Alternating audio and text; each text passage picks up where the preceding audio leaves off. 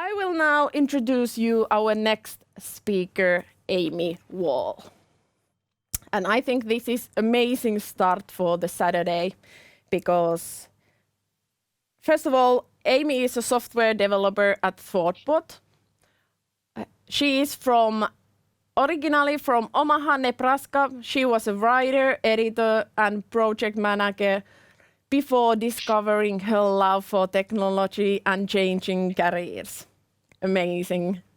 She moved to Berlin in 2017 and then to Bristol in 2020. She loves figuring out ways to collaborate and work better remotely. And about her talk. Last year has been hard on all of us. Cutting through the bad news and the mundanity has required resilience, creativity, and determination. Thankfully, we have had a secret weapon on our side to keep us occupied, and it's, of course, Ruby. Join Amy as she explores some of the good, the bad, and just plain hilarious ideas Rubyists have been working on during lockdown. This is going to be awesome. Amy will survey Ruby lovers of all levels to see what has been holding their attention during this difficult year. And of course, Amy shares her own experience with staying busy, including her adventure in building an on-air alert system for Zoom in her home office space using, of course, Ruby. So Amy, it's your turn. Thank you very much. Hello and good morning from Bristol, cloudy, foggy Bristol. I'm really excited to be here. Like you said, my name is Amy Wall and I'm a developer at ThoughtBot. This is my first time at Euruko and it's my first talk altogether. So thank you to the Euruko organizers for putting this talk together and for giving me a chance to speak. I'm really excited. So I'll start by telling you a little bit about myself, and a little bit of this was in the introduction that was just read, but I am originally from Omaha, Nebraska, which you might be able to tell from my accent, but I'm from Omaha, Nebraska, which is really close to the middle of the United States. It's probably one of the points in the United States that's the furthest from any coast, any water. I just moved to a new slide here. The actual slogan for Nebraska that was written by the Nebraska Tourism Commission is Nebraska, honestly, it's not for everyone, which I think is pretty accurate. And I think it gives you a pretty accurate picture of where I'm from. There's a couple others that the Nebraska Tourism Commission did that I'll put up here. Here's one, lucky for you, there's nothing to do here, which again, I think is actually pretty accurate. And famous for our flat, boring landscape, which is also pretty accurate. So that's where I come from. Here's another one, nothing but flyover country. So that's where I come from. But in 2017, I decided it was time to move on, to get out of Nebraska, have a new adventure. And so I moved to Berlin, which is still to this day one of my favorite cities in the world. I hope we have some folks in the crowd who are from Berlin, and I'm sure we do. So I moved to Berlin in 2017, and I lived there for a few years while working remotely for a US company. So I had a lot of experience sort of being in a different time zone than a lot of my colleagues and figuring out how to work remotely even before the pandemic started. And so I feel sort of used to this environment that we're all in now during the pandemic where everyone's working remote. So later on in the talk, I hope to give some tips and tricks for things I've learned through this time working remote, especially in a different time zone. And then last year, during the middle of the pandemic, I moved to Bristol, which is where I live now, and really enjoying it. I'm still getting a feel for the city, but still getting an understanding of how often it rains in the United Kingdom, but I'm getting there and I'm learning. And so that's where I'm coming from today, is Bristol. But today I want to talk to you about lockdown. It's been rough. It's been a hard past year. Here's a couple articles I found on how hard it's been. I think we all know. None of you need to see this. But it's been a really challenging time. And, everyone's been stuck at home. People have been ill. It's been really tough. And I know that's had a toll on all of us. And so I wanted to kind of bring something a little bit inspirational to remind us that what we're doing here with Ruby and what we can do as software developers and technologists is really exciting, and it's really positive, and a lot of really cool things can come from it. So my intention with this talk is to hopefully share with you some cool things that have been built in Ruby and get you inspired to create some of your own side projects or realize some of your own ideas. So this talk isn't actually about lockdown. This talk is about ideas, like I said. This is one of my favorite things about Ruby generally. It's kind of just so easy, I think, to be able to come up with an idea and then sort of realize it really quickly. It's one of those languages, as Matt was kind of talking about yesterday, that's just really human readable, really simple. And as a result, there's just so much stuff you can do with it, and it's incredibly versatile. So again, my intention here, I want to share some of the creative ways that I thought of to spend my lockdown, spend the long, boring hours inside. And I'll tell you about a couple ideas that I thought of and that I worked on building with Ruby. And then I'll move on and I'll share some ideas that I gathered from some other people in my orbit, some friends and colleagues, and some people I know, some mentors, some people I know back home and in the UK and Europe. So my first lockdown idea it came about because I started lockdown like a lot of other people started lockdown, which was really determined to just do it all. I thought, I'm going to make this the most productive time that you could ever imagine. And I'm gonna all these things I've been meaning to do forever. I'm going to do them all and I'm going to get them all done. And so on the slide here, you can see this is one of my early calendars that I had. These are all the things that I wanted to do. So my idea was, right, I have all these things that I want to do. And I know that I want to learn piano, I want to learn Spanish. I have this huge list of stuff that I want to do and get better at and learn. And, it has varying degree of priority. I have varying levels of interest in it, and it's going to take varying amounts of time. And so my idea was, like I'm sure many people also had this idea. My idea was to build just a simple to-do list app where I could kind of input all this stuff and then input some parameters like, the factors I just mentioned, how much I actually want to do this thing, how long is it going to take, when I want to do it, that kind of thing, how high priority is it? And it would spit out for me a scheduled day for all the things that I was going to do in that day. So that, for me at least, to-do lists never really work that well. If I'm going to get something done, I have to put it on a calendar and then look at the calendar, see it, and get it done. So I thought, this is a great way, this is a great time. I'm going to take all these amazing to-do items that I want to do during lockdown, and I'm going to build this to-do list app, and it's going to create these amazing days for me, and I'm going to get all this stuff done. Thought it was pretty elegant, thought it was a pretty cool solution to my problem. This, however, is a little bit more accurate for how my lockdown ended up turning out. This is from October 2020.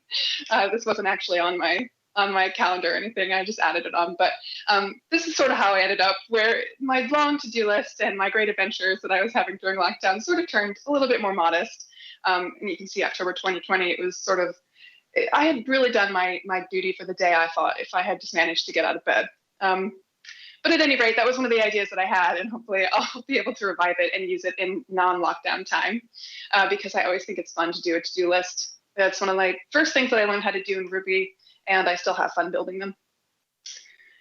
Okay, so then the next idea I had happened because, like I'm sure many of you, my partner often would walk into the background of my Zoom meetings. Happens a little bit less in my new apartment here because I have my own little space, but my colleagues were very well acquainted with my partner Ben walking into the background of my Zoom.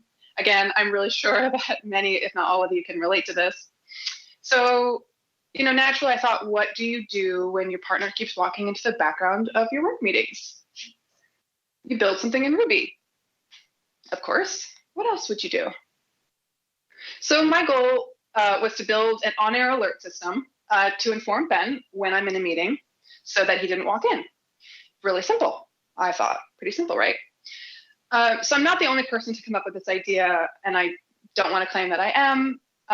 But I was really inspired by the fact that this seemed like such a complex and cool thing, and it was something that I believed I could achieve in Ruby, and I was really excited by that. So I want to talk about how I kind of went about trying to solve that problem. So I started with purchasing a smart light, which I think you could argue was cheating on the first step a little bit, but it's lockdown. I wanted an on-air light, so I started by buying a really cool smart light. And I bought this one that's really fun. It changes colors in a bunch of different ways. You can do different light schemes based on the time of day, stuff like that.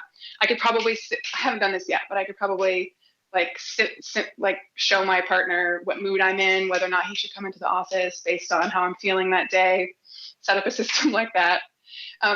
So I started with this smart light. That was my first step.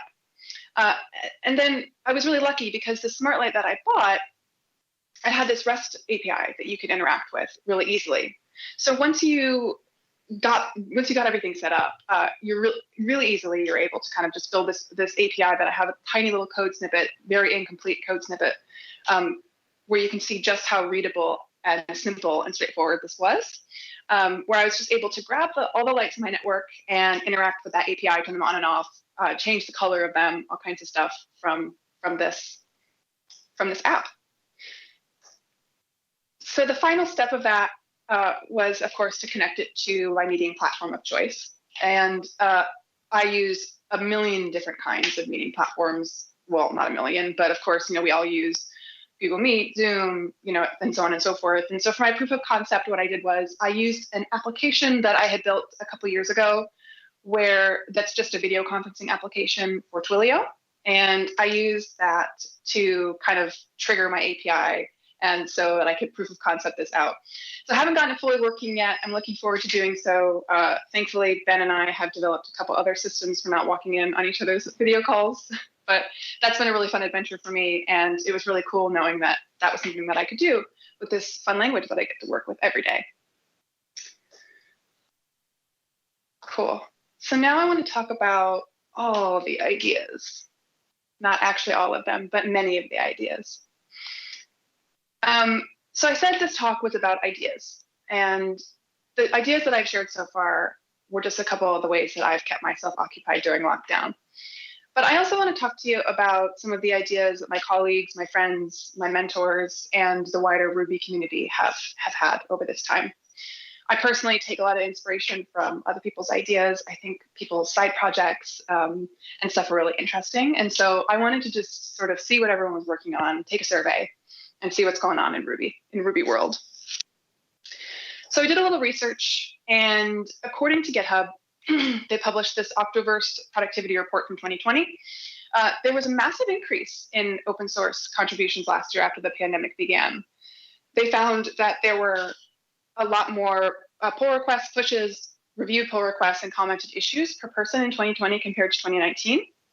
And they also found an increase in volume of code pushes and people who were working and doing code over the weekends, indicating this post-pandemic increase in sort of a personal work, personal things, side projects and hobbies, which is what I'm talking about today, and which I think is really exciting. So, with all this going on, I wanted to see what everyone was working on with all these commits and pushes and merge requests and things, pull requests and things like that. So I started by asking around. I just asked everyone I knew, what have you been working on? And here are some of the metrics that I came up with. From all the people that I asked, these are not scientific. These are not scientific metrics.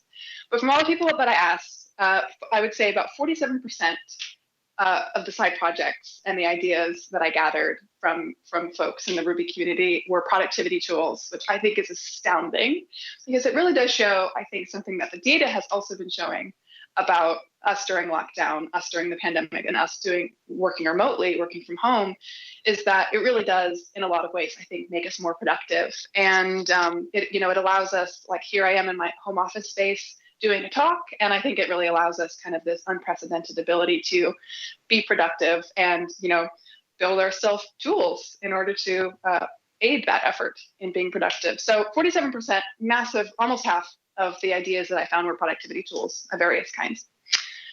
And then 11% of the ideas that I got were vaccination effort volunteering, which I thought was really, really amazing.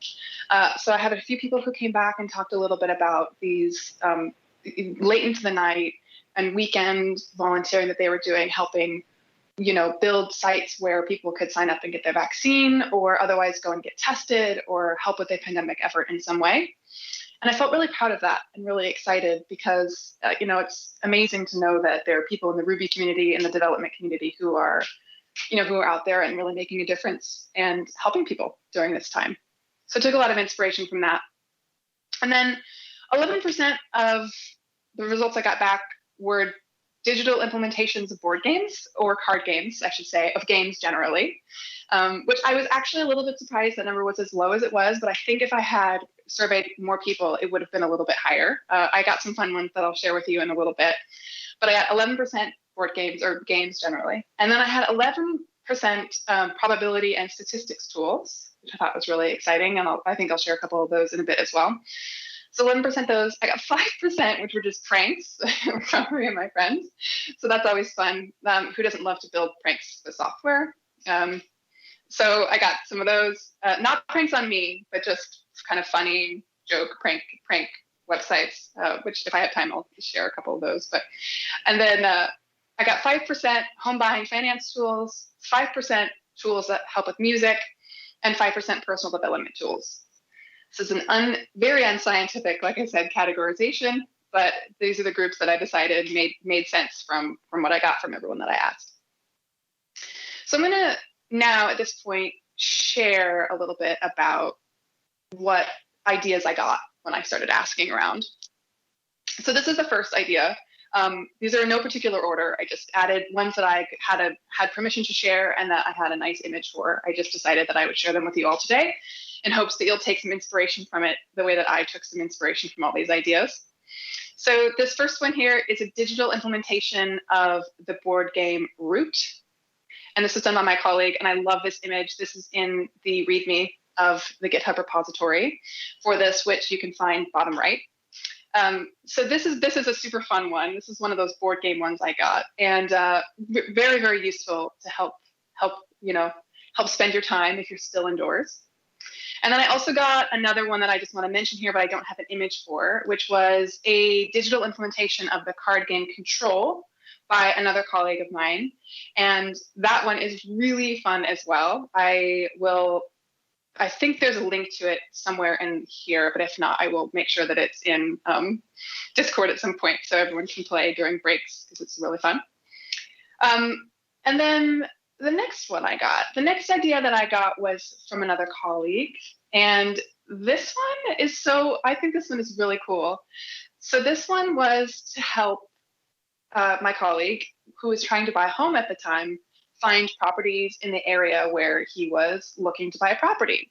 They always say I think they say it's a seller's market right now, maybe, or maybe they say it's a buyer's market. I don't know, but it's at any rate, property is kind of hard to find in some areas right now. And so through this scraper that David built, my colleague's name is David, through the scraper that David built, he actually found his new home, which is really exciting. So what it does is it kind of searches all the different property listings in the area that you want to search in, and then it will alert you when a new one comes live, so you can be the first one on it. And proof of concept, it worked, and he bought a home with it, which I think is really fun. The next idea is an idea. I love this one. This is an idea that was a side project that was done by my product manager at ThoughtBot, Jared. And it's called Music Taco. And it's an app where it will tell you the cheapest place to buy a digital album on the internet. You can track your favorite artists on there, and it will email you and alert you when they have a new release. Very practical. I love it. It's really fun, and it's also quite pretty. And Jared notes also that this is extremely useful for the 7 of us on Earth who do not use Spotify, although I do use Spotify, so I'm not one of those 7. But if you're one of those 7, then this is a great app for you. And then one of the last ideas that I got in my survey is solar graph rails. which many of you probably maybe have, or some of you may have seen, but it just aims to make editors better at IntelliSense. Here's a little animation from, or a GIF from the README. And this app is looking for contributors if anyone is open, if anyone's looking for a project to join, has a little bit inspired by this talk, has a little bit of free time and wants to participate. This one is looking for some contributors. So in addition to all those that I shared, that's just a few that I got. I got so many from so many people that came back. A lot of them, these are the ones that I found that were in Ruby and that I just thought were really fun and I wanted to share. But it just seems like everyone's been working on really fun stuff during this time. As of yesterday, I found that there were 271,171 public repositories on GitHub that have Ruby as the primary language. So you all have been very, very busy, and I love to see it. So the next thing that I want to talk about after we've talked about ideas, I want to shift a little bit and talk about another change that we've all had this past year, which is the change to working remotely. Many of us probably worked remotely before. I know I did. As I mentioned at the beginning of the talk, I worked remotely before the pandemic ever started. But for a lot of people, working remotely was a big shift. So I have this Gartner report here, or Gartner survey here rather, that came out, I think July 14th, 2020 last year, that says that 82% of company leaders plan to allow remote work to continue after the pandemic to at least some degree. And I suspect that those numbers are even higher for software development, which is, it's just to say that I think we all know at this point that working from anywhere, working from home, working remotely is really the new normal for us, especially as software developers, as Ruby developers, and kind of the habits that we've gotten, or that we've developed during this lockdown period are the ones that we're going to take with us for the future of our work life. Maybe some of us will return to the office, but I think a huge number of us won't be. I know there are some huge companies, big companies, Twitter, Square, Shopify, Box, and a few others that have really long-term plans to do remote first or remote optional for their teams forever or ongoing into the future.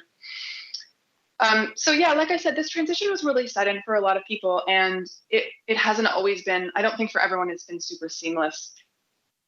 One survey I found suggested that 27% of people say they have problems unplugging after a long day of work, or finding boundaries when they're working from home, or getting set up and adjusted to work from home life.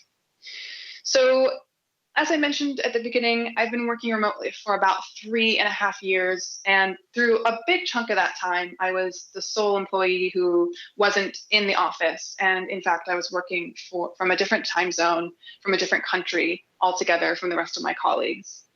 And so during that time, and during this time during lockdown, I sort of have come up with some things that I think make remote work much more effective and much better.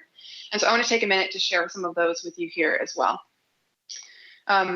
Seems to make sense. No pandemic focused talk would be complete without a little bit of some sharing of some tips for how to work better remotely.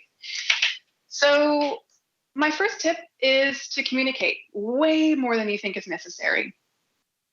This is because, as I think many of us have learned, if you can't see someone's face, it's very hard, or if you can't, if you're not with someone, if you can't see their body language, it's a lot harder to tell how they're feeling, what they're thinking, how they're doing, that kind of thing. And it's also really easy for people to kind of just miss out on basic communication. Those kinds of conversations that might used to happen in the office, where you would say, hey, everyone, come on, let's go into this meeting room over here. Let's, get a whiteboard out. Let's talk this through. Those aren't happening in the meeting room anymore. They're happening online. So, making sure that you communicate, making sure that you don't make assumptions that other people know things automatically, and communicate is hugely important.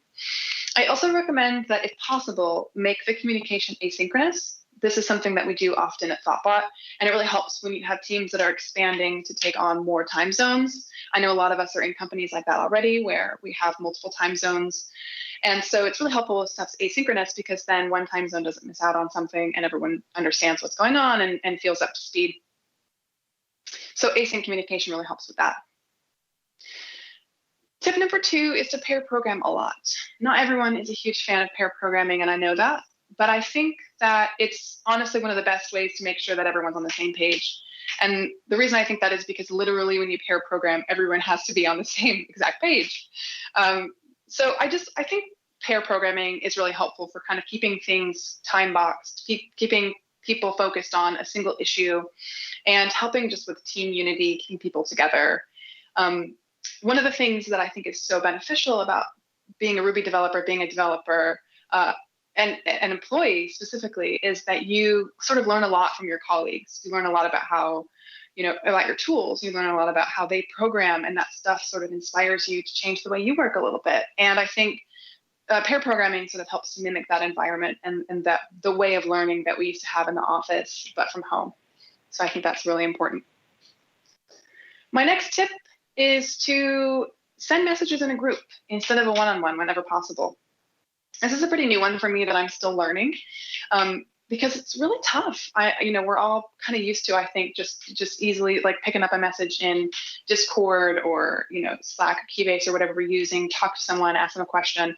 But I think the more that you can bring messages that you're asking, if you have a question or if you're having a chat, the more you can bring it out into a group forum, I think the better off the office as a whole will be. Because during this time, if you're not chatting one-on-one with somebody, it can often feel really lonely.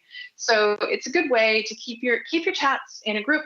And I think what will naturally happen, at least what's naturally happened at ThoughtBot, and is that it's sort of, we've struck up that kind of those kind of water cooler conversations, just because we're all chatting about stuff in our days in public channels instead of one-on-one.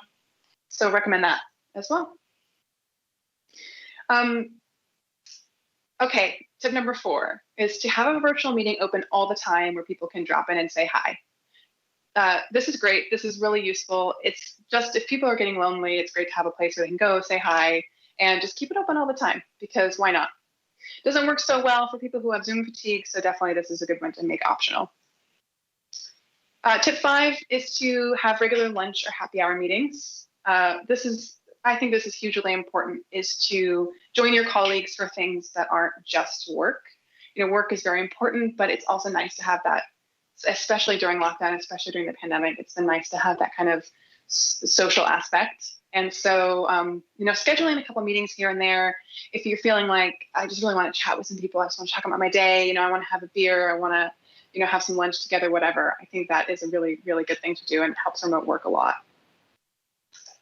And then my last tip, not my last tip, but my 6th tip rather, is to try to always keep your camera on, which is a really tough one for many of us. I know, because we weren't prepared for lockdown. We don't have our office space ready to go. We've got kids running around in the background or what have you.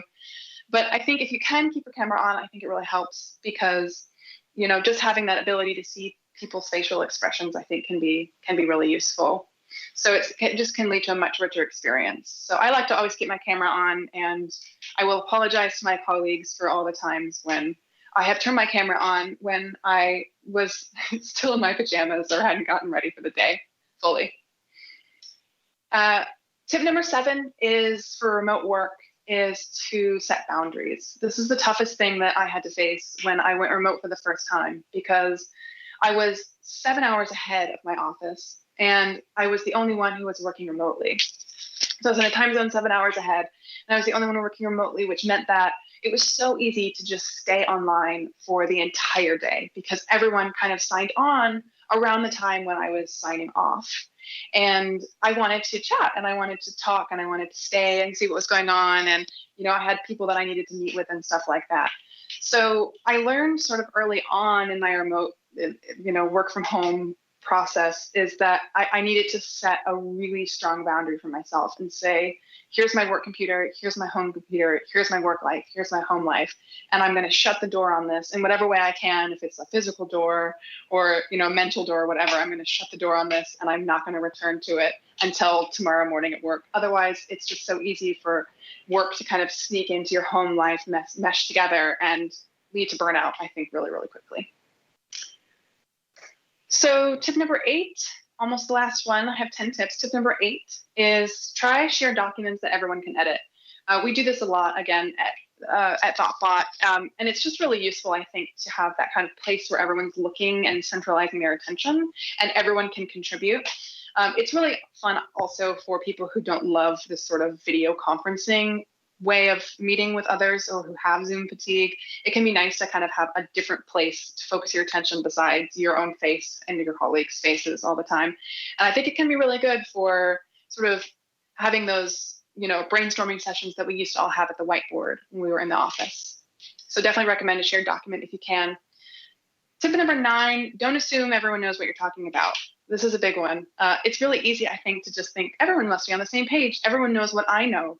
But often they don't. And it kind of comes as more of a surprise when you're working remotely because you're not in that constant communication with others and you can't see, like I said before, you can't see body language quite as well. So this is a huge one. Just don't make assumptions and, say everything as explicitly as possible. And then tip 10, my final tip is just embrace the awkward.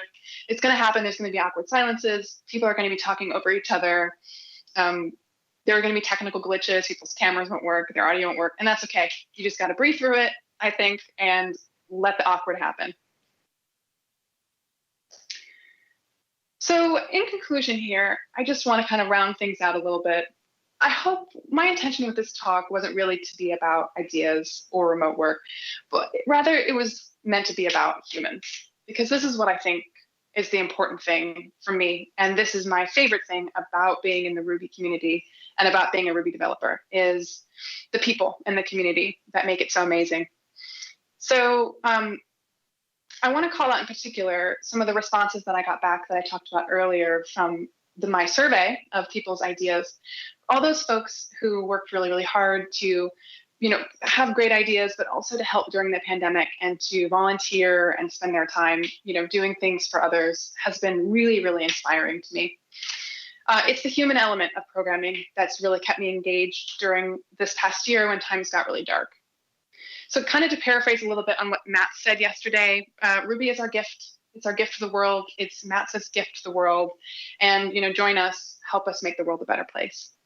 I think, honestly, the Ruby community is unrivaled in its community and it's the flexibility with which you can take these sort of silly ideas that I just talked about and make amazing things out of them. So the last thing I want to do is to express my gratitude to all of you for being my partners in this, for sharing your ideas with the world, for being here on a Saturday morning at Euruko and, listening to my talk about ideas and engaging in this with me. It's really been a blast. And a special thanks also to my colleagues, my friends, and everyone who responded to my survey about what we've all been working on. Thanks for inspiring me every day. And thanks for reminding me also that we are all human. We work with technology, but we are human.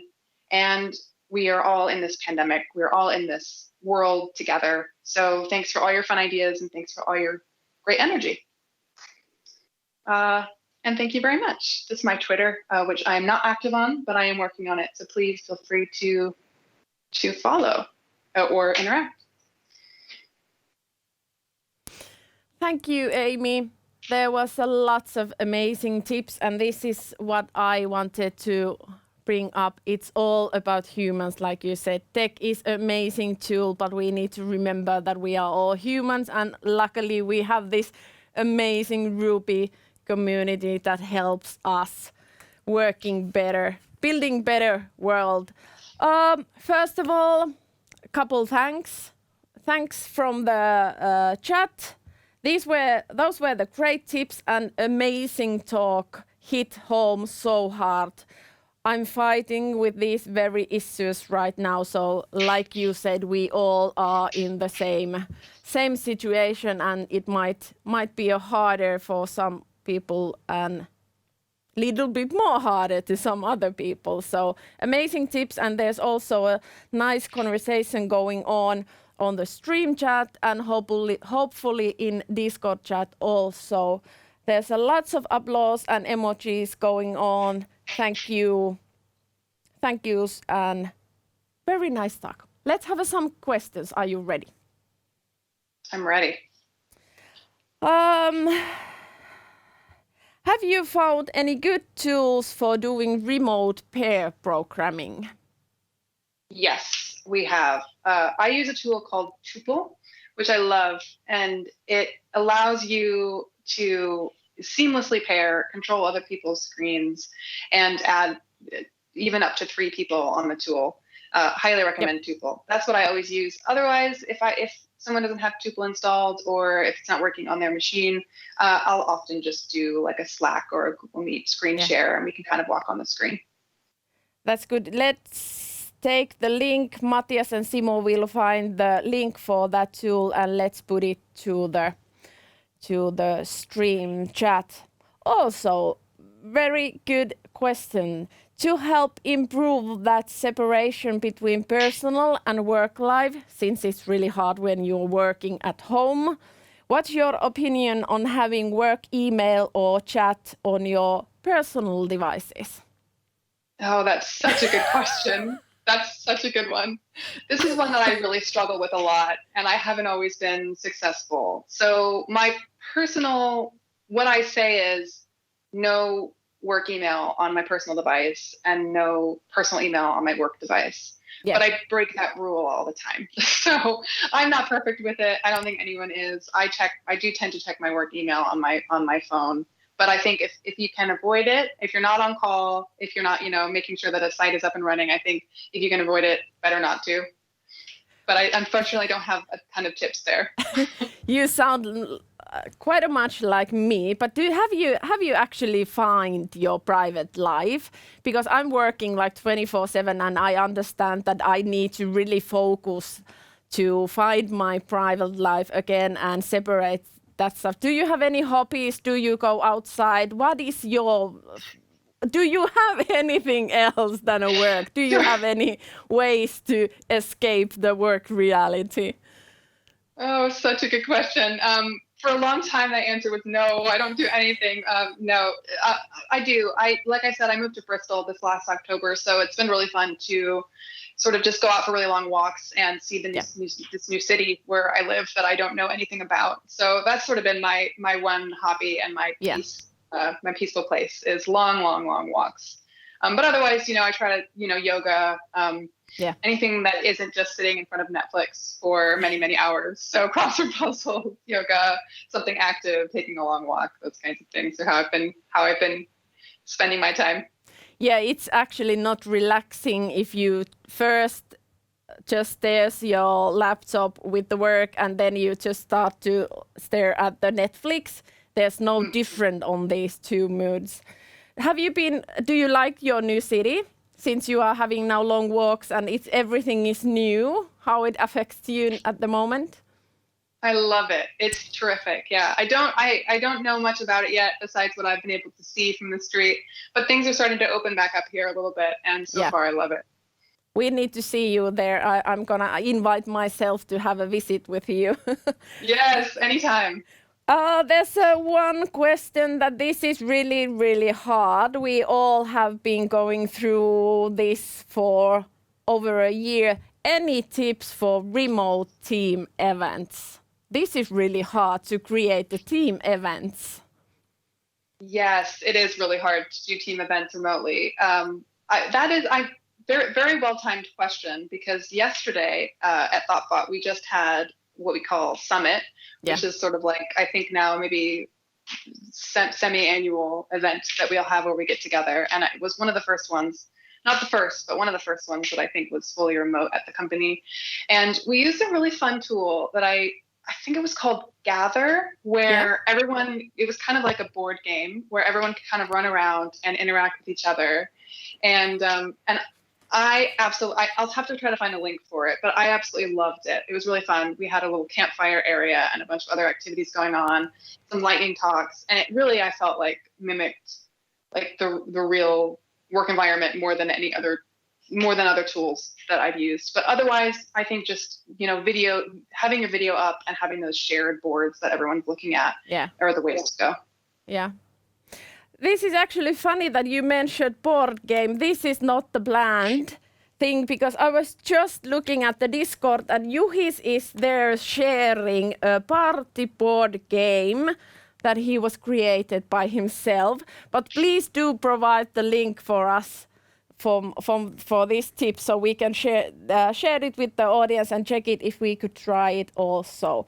I will let you go now. Huge thanks to you, Amy, and hope to see you on Discord or stream chat, and have the best of the time in Bristol for you. Let's get back. Thank you very much. Bye.